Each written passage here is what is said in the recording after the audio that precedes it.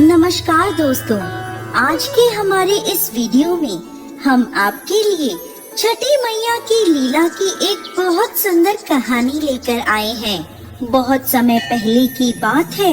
एक बुढ़ी अम्मा थी, उनके एक बेटा और एक बहू थे। बुढ़ी अम्मा छठी मैया की परम भक्त थी और हर साल पूरी श्रद्धा से छठी मैया का व्रत करती। परंतु बहू नए विचारों वाली थी। वो पूजा पाठ में विश्वास नहीं करती थी। एक बार बुढ़ी अम्मा छठ पर्व करने की तैयारी कर रही थी। बुढ़ी अम्मा की बहू उन पर हंसने लगी और बोली, अम्मा, दुनिया कहां से कहां चली गई है। लोग आसमान को छू रहे हैं और आप आज भी इतनी अंधविश्वासी हो।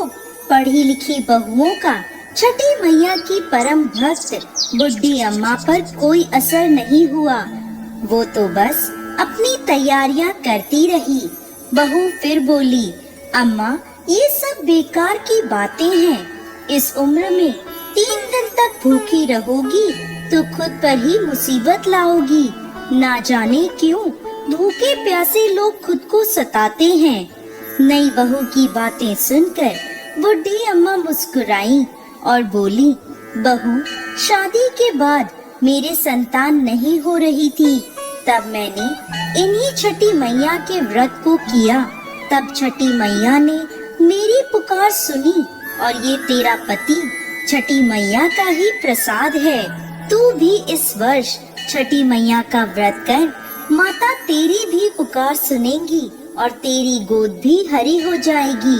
मगर नए युग की नए सोच वाली बहू किसी का कहा सुनने वाली नहीं थी। बोली, मैं पूजा पाठ नहीं करने वाली।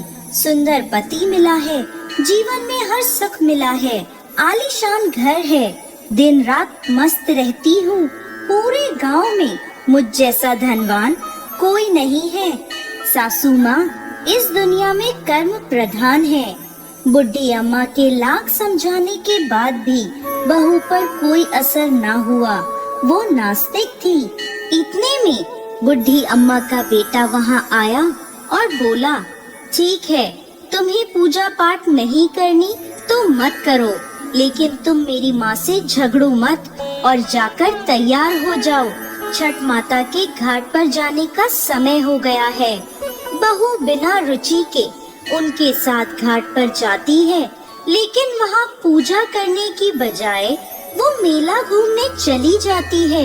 कुछ देर बाद उसका पति उसे वहाँ ना पाकर ढूंढने लगता है, तो वो हलवाई के पास स्वादिष्ट पकवानों का मजा लेती नजर आती है। पति उसे कहता है, अरे तुम यहाँ तक आई हो, कुछ देर माँ के साथ बैठो। पत्नी झुंझलाकर बोली, ना जी, मैं पूजा पाठ में नहीं बैठने वाली, मैं तो मेला घूमूंगी। आप ही करो ये पूजा पाठ।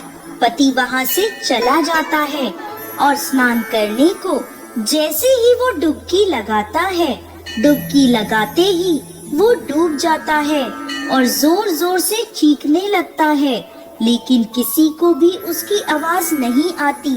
जैसे ही बुढ़ी अम्मा को पता चला उसका बेटा डूब गया, वो जोर जोर से रोने लगी और छठी मैया से बोली, माँ, मुझसे तेरी भक्ति में कौन सी कमी रह गई जो तूने मेरी गोद सूनी कर दी।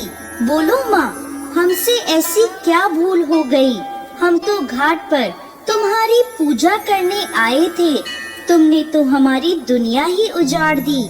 माँ, यदि मुझसे जाने अनजाने कोई भूल हुई हो तो उसकी सजा मेरे बेटे को मत दो। ऐसा कहकर बुढ़ी अम्मा जोर जोर से रोने लगी। उधर मेले में शोर मचा कि घाट पे एक व्यक्ति डूब गया है।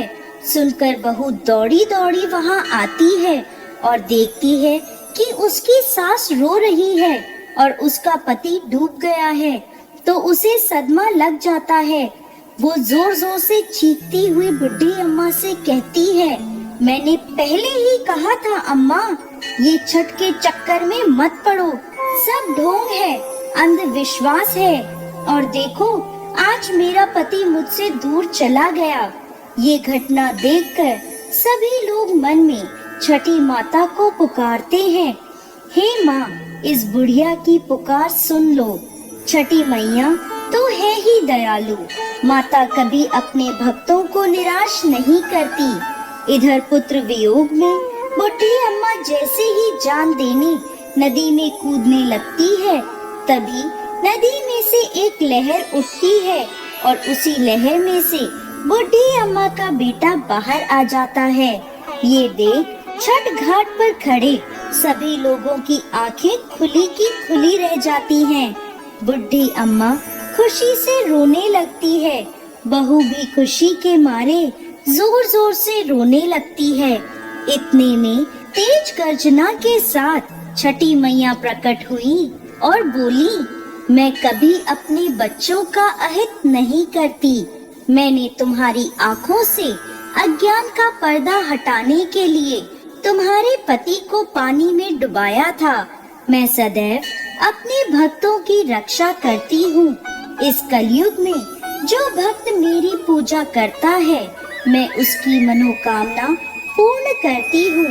ये कहकर छठी मैया अंतर्ध्यान हो गयी और घाट पर मौजूद सभी लोगों ने छठी मैया की जय जयकार करी।